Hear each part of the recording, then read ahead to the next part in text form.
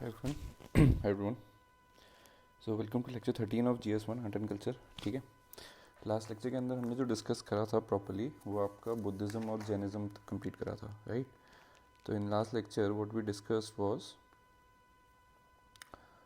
In depth about Jainism, है ना. और जैनिज़्म से पहले हमने बुद्धिज़्म डिस्कस करा था.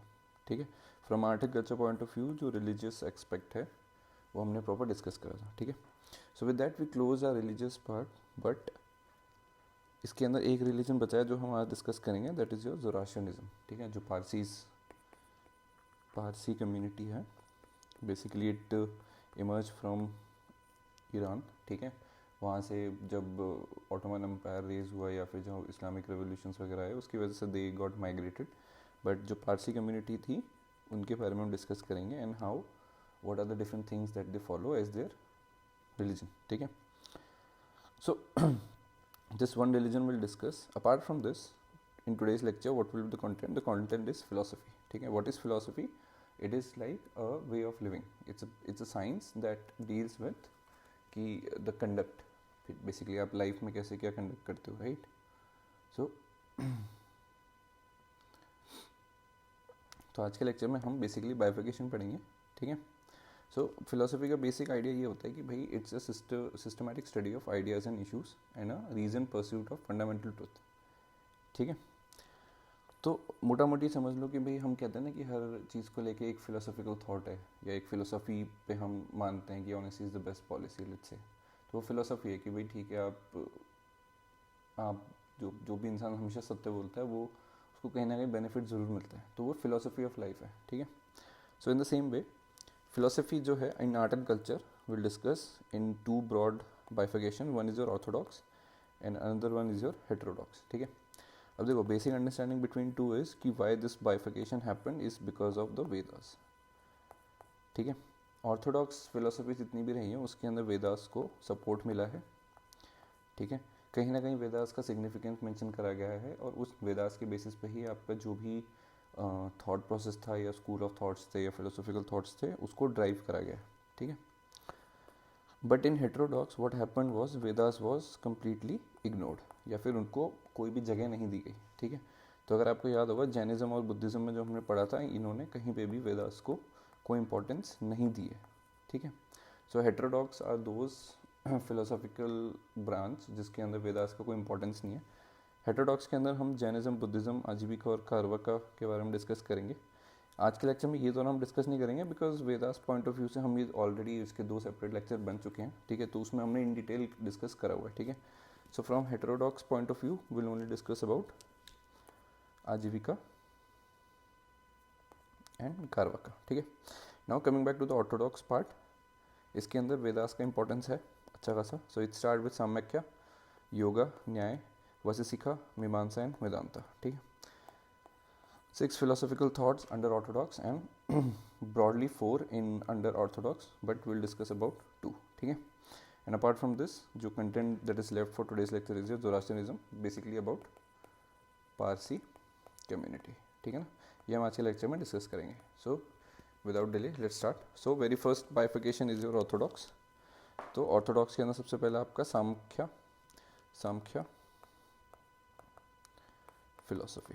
ठीक है ना, तो सामख्या फिलोसफी, सामख्य का मतलब होता है, सामख्य मीन्स काउंट. ठीक है, सो सामख्य के बारे में जो हम डिस्कशन स्टार्ट करेंगे. सो कपिल मुनि लिख लो. Kapil Muni is considered as the founder of philosophy and it is the oldest of all the philosophy. Basically Samkhya is considered as to be the oldest philosophy and the founder named Kapil Muni is considered as the founder of this philosophy. ठीक है, early Samkhya philosophy maintain that universe owes its strength या फिर owes its origin to the nature. Samkhya philosophy से तात्पर्य ये है कि भाई जो भी यूनिवर्स की मतलब जो यूनिवर्स बना है या जो उसका कंस्ट्रक्शन हुआ है या वो उसका डेवलपमेंट हुआ है, इवोल्यूशन हुआ है, all of it is dependent to और all of it has the roots from nature. ठीक है, जो हम आसपास देखते हैं पेड़, पत्ते, फूल, ठीक है, सनलाइट, मून, ऑल दो नेचुरल एलिमेंट्स, उसी से आपका पूरा यूनिवर्स बना है. ठीक है, Later, Samkhya philosopher maintained that not only the nature but divine agency is responsible for the origin of universe. ठीक है, तो बाद के फेज में जो सामख्या के फिलोसफर्स थे उन्होंने ये माना कि भाई नेचर के साथ साथ आपकी जो डिवाइन अथॉरिटी है, ठीक है, जैसे गॉड हो गए या आपके डिवाइन पावर्स जो भी हैं, ठीक है, गॉड ही है प्राइमरीली, उनका भी इन्वॉल्वमेंट है इन द इस्टेब्लिशमेंट और द डेवलपमेंट ऑफ यूनिवर्स. ठीक है, next right. Many times this philosophy is referred as द्वैतवाद.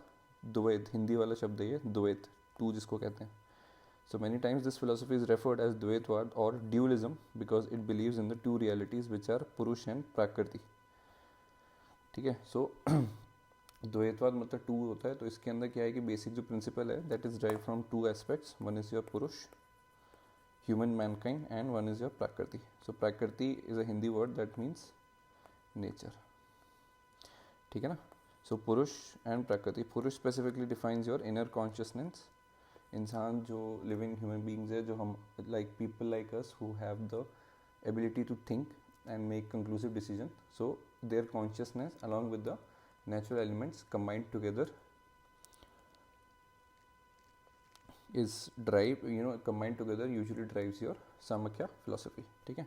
So many times this philosophy is referred as Dvaitvad because it believes in the two realities. ठीक है. Dvaitvad is a Hindi word and the two philosophy or the two realities, मतलब जो सामख्य philosophy है it is dependent on the two realities which are Purush and Prakriti. ठीक है. Next right.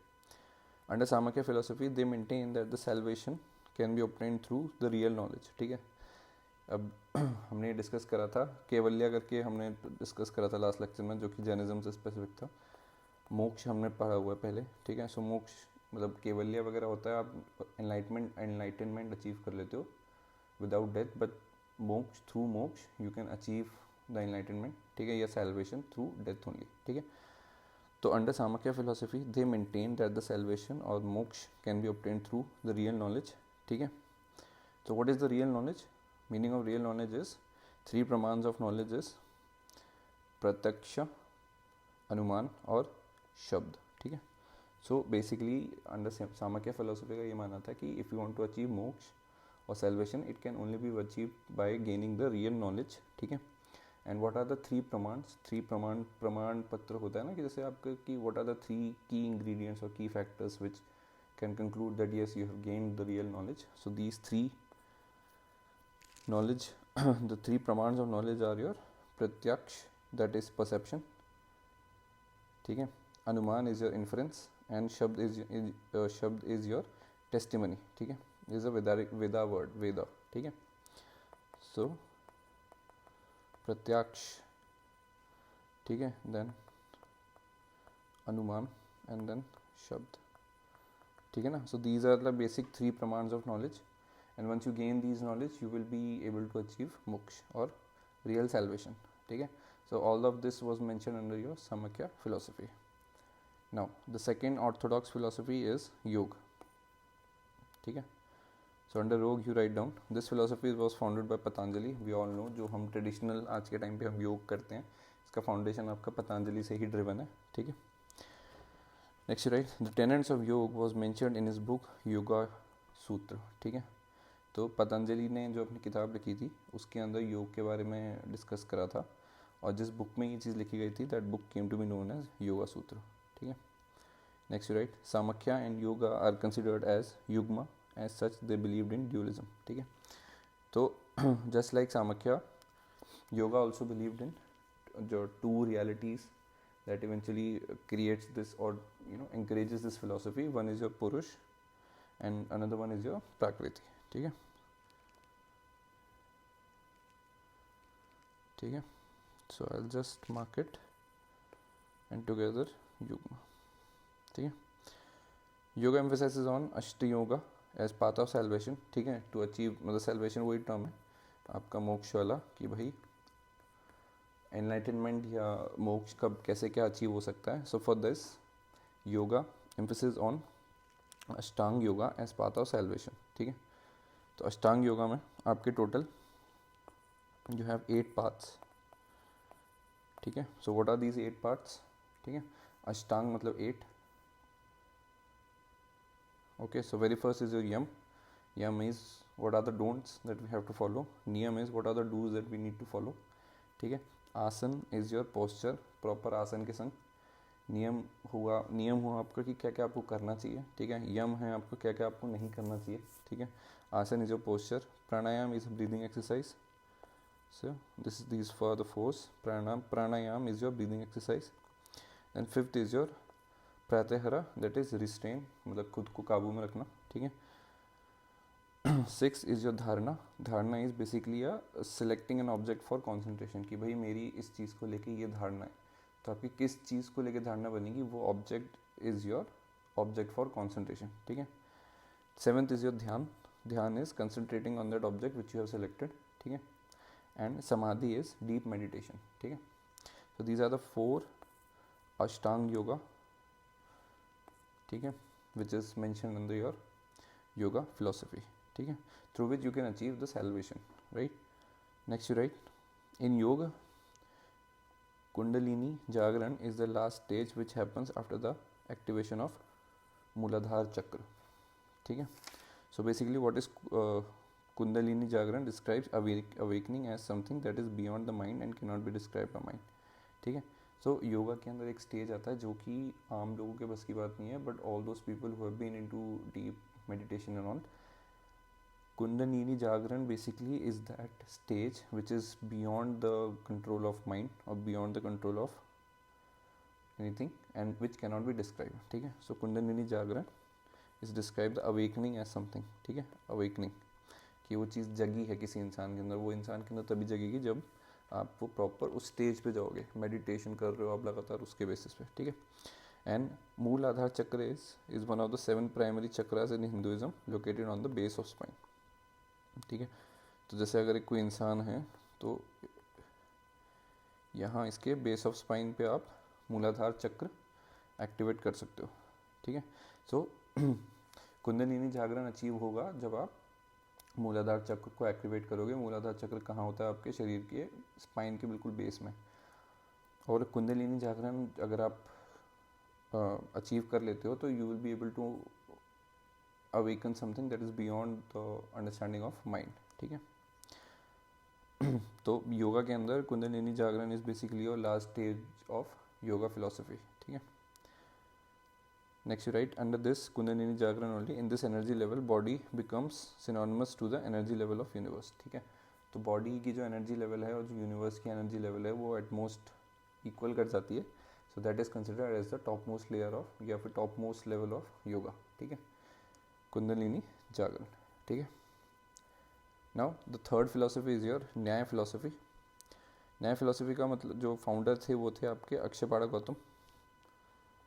ठीक है. The founder was your Akshapada Gautam. It is considered as the school of rationality. Nyaya से ही पता लग रहा है जो proper logical and rational decision या रैशनल बातें जो हुई हैं वो आपके न्याय फिलोसफी के अंदर हुई हैं. ठीक है. So hence it is known as this, it is considered as the school of rationality. ठीक है. Next you right, it says that the knowledge must be logical and reason along with the real. ठीक है. Reality के साथ जो आप भी decision ले रहे हो, जो आप कंक्लूजन कर रहे हो, it needs to be rational and it needs to be properly, मतलब it needs to be logical and reason. ठीक है. next you write under न्याय philosophy they quote 4 प्रमाण्स of knowledge. ठीक है. जो हमने सबसे पहला प्रमाण पढ़ा था वो उसके अंदर पढ़ा था सामख्या के अंदर 3 प्रमाण ऑफ नॉलेजेस. ठीक है. और न्याय फिलोसफी के अंदर आपके 4 हैं. ठीक है.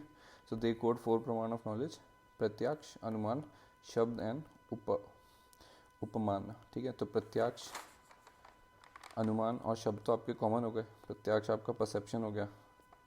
ठीक है. अनुमान आपका इन्फ्रेंस हो गया. शब्द आपका वेद हो गए. ठीक है. टेस्टिमनी ये हमारे उसमें से आ गए सामख्या से तीनों.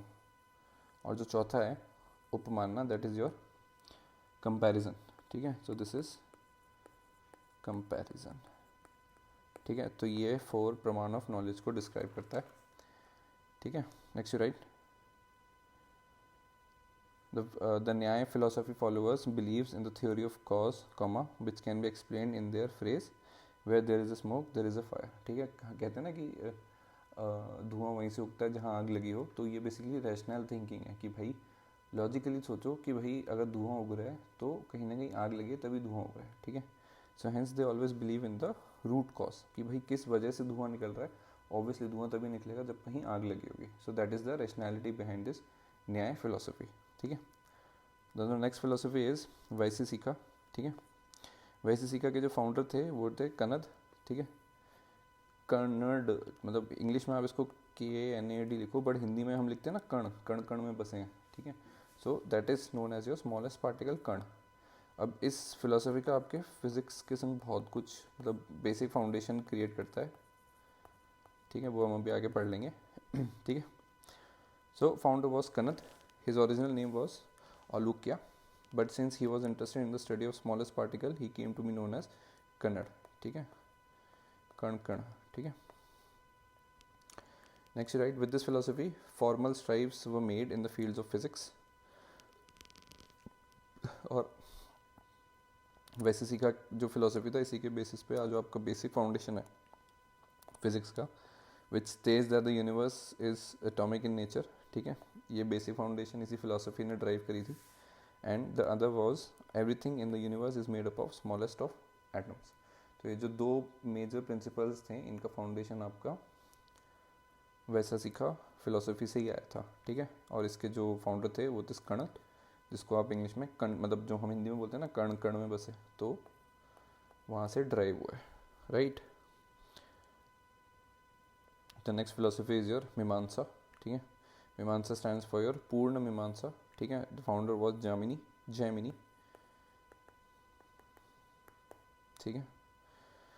वर्ड मीमांसा means reflection and it is the early reflection on the Vedas, ठीक है। कि भाई वेदास पे जो लिखे गए हैं ऋग्वेद, यजुर्वेद, अथर्ववेद, समवेद, तो इनके बारे में जो भी अंडरस्टैंडिंग थी या जो इन पर रिफ्लेक्शन लिए गए, समझा गया, इनको इंटरप्रेट करा गया, वो सारी चीज़ें आपकी मीमांसा फिलोसफी के थ्रू स्टार्ट हुई, ठीक है। द मीमांसा philosophy emphasis on the importance of performance of वैदिक रिचुअल्स टू अटेन सैल्वेशन, ठीक है।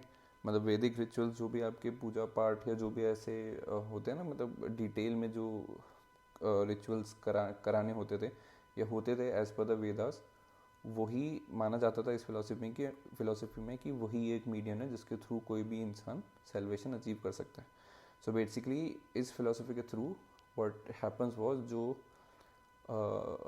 हमारे जो 4 कैटेगराइजेशंस होते हैं, जैसे ब्राह्मण, क्षत्रिय, ठीक है, वैश्य, शूद्र, तो ऑब्वियसली अगर कोई एक ऐसा वैदिक रिचुअल्स की बात करेगा तो ऑब्वियसली उसके अंदर सबसे ज़्यादा एम्फेसिस आपके ब्राह्मण्स पे ही होगा, क्योंकि उन्हीं के पास वो नॉलेज है जिसके बेसिस पे बाकी लोगों को सैल्वेशन मिल सकता है एज पर मीमांसा फिलोसफी। तो यहाँ पे ना जो कास्टिज्म का जो बाइफिकेशन था उसका जो बेसिक फाउंडेशन है उसको भी आप अंडरस्टैंड कर सकते हो कि भाई जब आप सब कुछ एक सेल्वेशन के तौर पे एक स्पेसिफिक कास्ट और कम्युनिटी को ही सबसे ज़्यादा पावर दे रहे हो तो they will tend to believe that they are at the top most layer, ठीक है। So, coming back, it emphasizes on the importance of performance of Vedic rituals to attain salvation. This philosophy highly focused on the concept of heaven, which results due to accumulation of good deeds.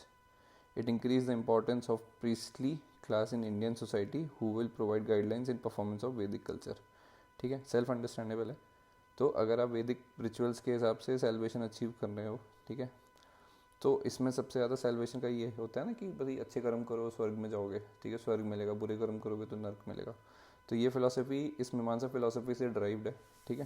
So this philosophy highly focused on the concept of heaven which results due to the accumulation of good deed.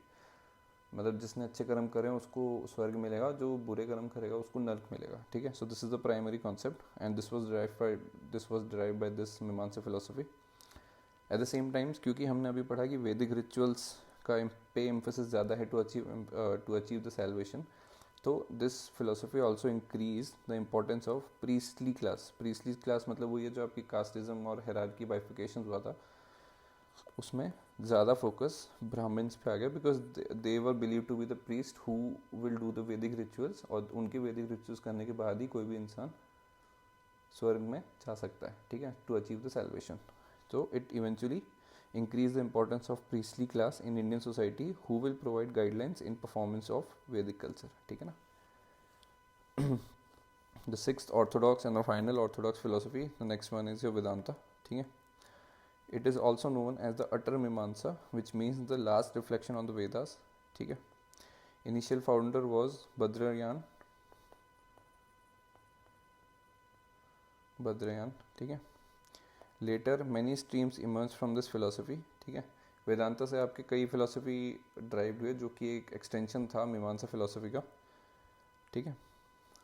तो इसके अंदर जो पहला बाइफिकेशन था वेदांता के अंदर वो ये था आपका अद्वैतवाद. ठीक है. Non dualism. अब इसके जो फाउंडर थे वो थे आपके द वेरी फेमस शंकराचार्य. ठीक है. ही हाईली एम्फेसाइज्ड ऑन द महाकाव्य अहम ब्रह्मास्मि. ठीक है.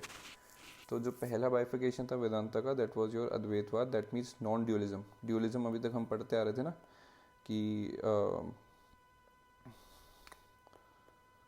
पुरुष एंड प्रकृति.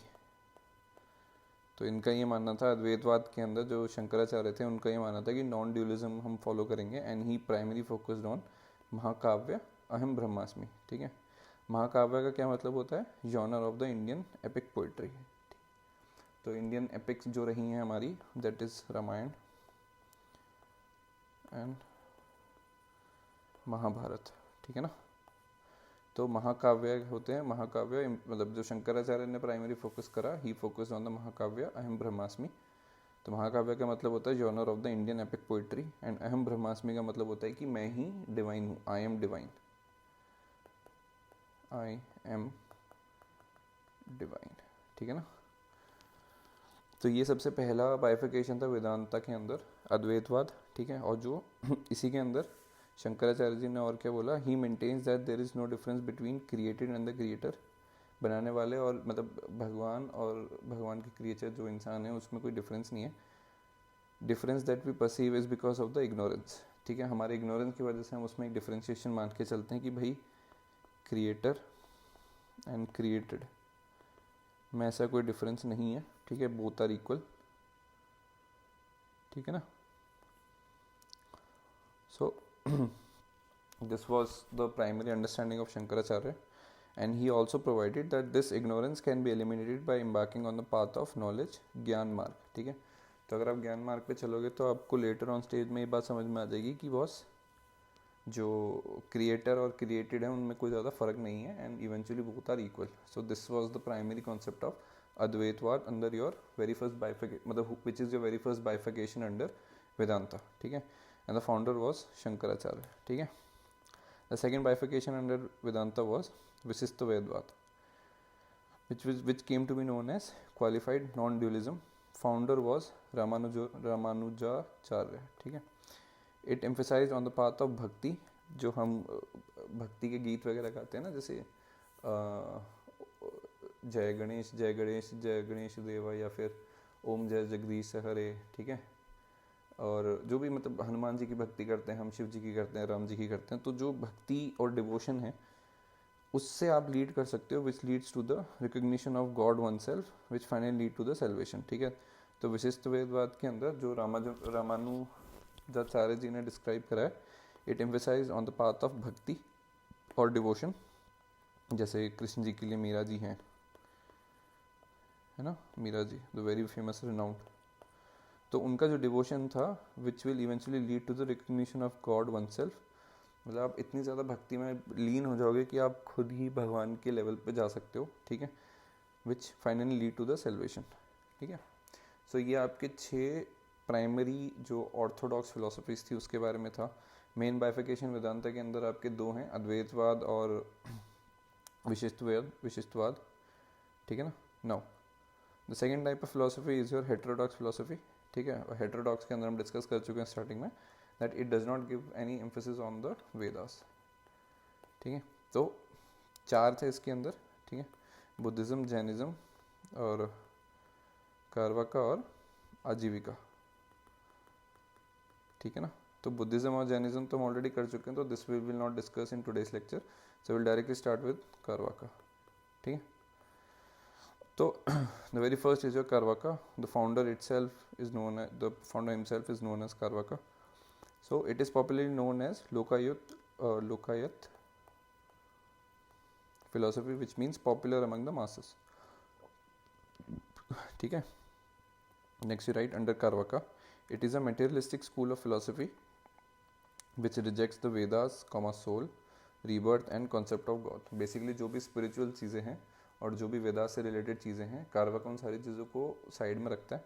सो it eventually rejects the Vedas, soul, rebirth और डेथ का जो हमने साइकिल समझा था जैनिज्म और बुद्धिज्म में, उसको भी उस कॉन्सेप्ट को भी कारवाका फिलोसफी रिजेक्ट करती है। ठीक है, तो it is purely a materialistic school of philosophy जो कि Vedas, soul, rebirth and concept of god को पूरी तरह से नकारती है। ठीक है, and under Charvaka they consider perception as the only means of knowledge. ठीक है, प्रत्यक्षम जो हमने जो 3 नॉलेज उसकी बात करी थी या बाद में 4 की बात करी थी, तो प्रत्यक्षम जो बेसिक परसेप्शन है आपका, तो 3 प्रमाण्स ऑफ नॉलेज में हमने डिस्कस करा था ना, प्रत्यक्षम, अनुमान और शब्द। तो प्रत्यक्षम परसेप्शन जिसको हम इंग्लिश में बोलते हैं is the only means of knowledge.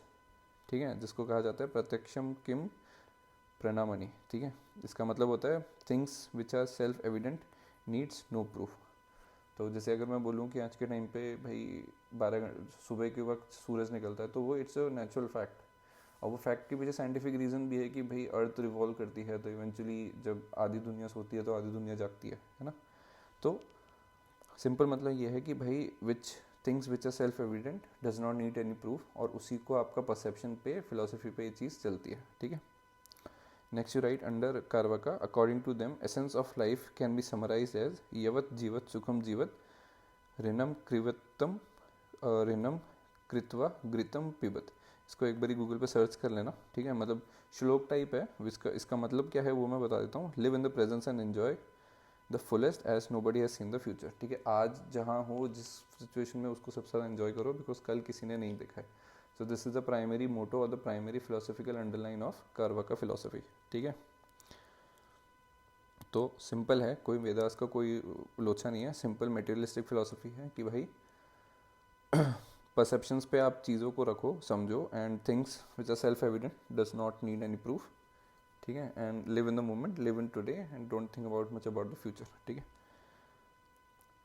तो second heterodox philosophy is your Ajivika. ठीक है, the founder is Makhaliputra Gosala. ठीक है, he was the contemporary of Mahavira. Mahavira कौन? महावीर जैन। ठीक है, महावीर आपके जैनिज्म वाले आ गए। ठीक है, so he was the contemporary of Mahavir but later parted his ways with the Mahavir. ठीक है, like Jainas they also use they कौन? आजीविका। ठीक है ना, so like Jainas they also used to remain naked but unlike Jainas they believed in sexual orgies। जो भी sexual requirements और sexual fulfillments या sexual activities होनी चाहिए, मतलब once you get married and you know raise kids and all those things, they believe in that philosophy। बाकी का जो कॉन्सेप्ट है in under Ajivika they follow the same just like the Jainas. ठीक है, its philosophy is known as नियतवाद। ठीक है, theory of destiny की नियति में जो लिखा है वही होगा भाई। ठीक है, no one has any control, so नियतिवाद, नियतिवाद। ठीक है, so their philosophy purely is dependent on और इज नोन एज नियतिवाद। ठीक है, कारवाका वाली जो थी वो आपकी पूरी परसेप्शन पे थी, राइट। डिफरेंस भी साथ साथ याद रखना। ठीक है, प्रत्यक्षम जिसको कहते हैं, प्रत्यक्षम। ठीक है, सो कारवाका वाली आपकी परसेप्शन पे थी जिसको हम कंबाइन करके मटेरियलिस्टिक भी बोल सकते हो, राइट। बट इन आजीविका इट इज़ नियतिवाद कि भाई डेस्टिनी में जो लिखा है, किस्मत में जो लिखा है वही होगा, सिंपल सी बात, right. So their philosophy is known as नियतिवाद।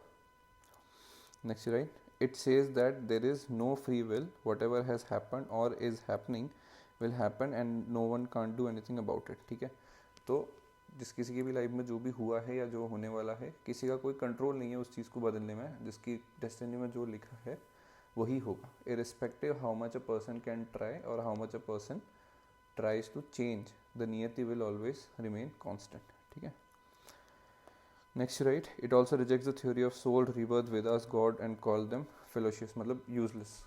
तो ये वही कॉन्सेप्ट है जो हमने कारवाका के अंदर भी देखा कि भाई soul, rebirth, death, cycle of birth, all these things are useless. ठीक है, and so they are in line with this understanding with Charvaka also कि भाई इन सब की कोई वैल्यू नहीं है। द ओनली डिफरेंस इन आजीविका is that they believe in नियति, डेस्टिनी पे बिलीव करते हैं। and Karvaka is purely is a materialistic, or you can say perception. ठीक है ना. So this is basically your two heterodox philosophies. ठीक है. Now the last topic for the day is Zoroastrianism, Parsis as a religion हम discuss कर लेते हैं. Next right. The religion Zoroastrianism was founded by Prophet Zoroaster, also known as Zoroaster. Zoroaster. ठीक है. Found किसने करा था? Zoroaster. जोराथुस्त्रा. थोड़ा प्रोनाउंसिएशन का देख लेना, मैं थोड़ा फंबल कर जाता हूँ, but written one is right. You can just cross check it one from Google. ठीक है. Now the holy text of Zoroastrianism is your Zend Avesta. ठीक है. The people who are the followers or the Zoroastrian people believes in two types of spirit, which are spirit of evil and spirit of God. ठीक है. Spirit of evil is known as Angra Mainyu and spirit of good is known as Pento Mainyu. ठीक है. It's basically good versus evil. ठीक है ना. Next right, it is said that the universal function balance operation of both the spirits, but very often Angya Mainyu, which is your spirit of evil, tries to dominate the scenario. So basically it says that there is always a conflict between good and evil. So basically evil is your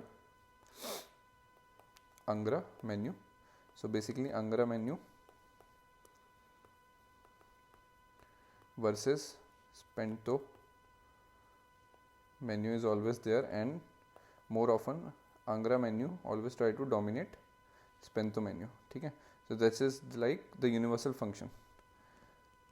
Also in this scenario Zoroaster god Ahura Mazda, बहुत ही famous गाड़ी की company भी है Mazda. ठीक है. सो Zoroaster God, मतलब जोरास्ट्रियनिज्म में जो आपके गॉड हैं Ahura Mazda tries to balance the power who is represented through fire. ठीक है. तो whenever this conflict gets, मतलब जब भी कॉन्फ्लिक्ट होता है, that is the fight between good and evil, तो ईविल इज रिप्रेजेंट बाय मतलब Angra Mainyu and good is represent by Spenta Mainyu. तो ये जो डोमिनेट होने लगते हैं जब evil, when evil dominates good, so Zoroaster gods Ahura Mazda tries to balance this through fire. So the concept of fire or the element fire holds a very important role in Parsis, ठीक है, और Zoroastrians. ठीक है. Next you write, worship palace of Zoroastrians were called as Atash Behram. ठीक है. मतलब जैसे हिंदुओं का टेम्पल होता है, मुस्लिम्स का मॉस्क होता है, गुरुद्वारे for Sikh, church for Christians, ऐसे ही जो जोरास्ट्रियंस पीपल होते हैं उनकी जो वर्शिप प्लेस है दैट इज नोन एज अताश बेहरम. ठीक है. Zoroastrian people, aka Parsis, are also known for their afterlife death rituals, where they did not cremate their dead body. Instead, the dead body is kept in the open to fed by the scavengers. तो इसका concept क्या है कि जब भी Parsi communities में जो death होती है, तो आइडियली क्या होता है, या तो आप जला देते हो या फिर आप उनको कॉफिन में दफन कर देते हो. ठीक है ना. But Parsis have a very different way of after life concept, जिसमें वो डेथ बॉडी को ना ओपनली रख देते हैं, so that scavengers primary like vultures and all can come and feed. ठीक है. तो दिस इज देयर कॉन्सेप्ट कि भाई ओपन में रख दो so that scavengers can come and feed of that dead body. ठीक है. तो इसका ना मतलब बॉम्बे के अंदर पारसी कम्युनिटी के लिए अलग से एक जगह है जहाँ पे बहुत ही मतलब ऐसे किसी को जाना अलाउड नहीं है, तो that is known as tower of silence. ठीक है. एक है पारसी बावड़ी which is a graveyard for Parsi community. तो जो भी Parsi after their death they eventually move to that place और वहाँ पे ओपन में रख दिया जाते हैं and scavengers come and feed off the dead body. ठीक है. So this is all about a philosophy. ठीक है. 6 आपके ऑर्थोडॉक्स और 2 आपके हेटेरोडॉक्स हमने डिस्कस करें. ठीक है. So this is all for today. Along with we also discussed the religion Zoroastrianism. So this is all for today in today's lecture. So from next lecture onwards, very important topic, very interesting too. We'll start with the classical dance of India. ठीक है. Total हम 8 classical dances discuss करेंगे. Will start with Bharatanatyam. And will discuss almost everything, Kuchipudi, Kathakali, ठीक है, मणिपुरी, ठीक है, and all the different dance forms, classical dance forms, and what are the traits and everything. So this will be the content for the next lecture, and this is all for today. Thank you for watching. Keep learning, keep working hard, and I'll see you in the next one. Bye bye, take care.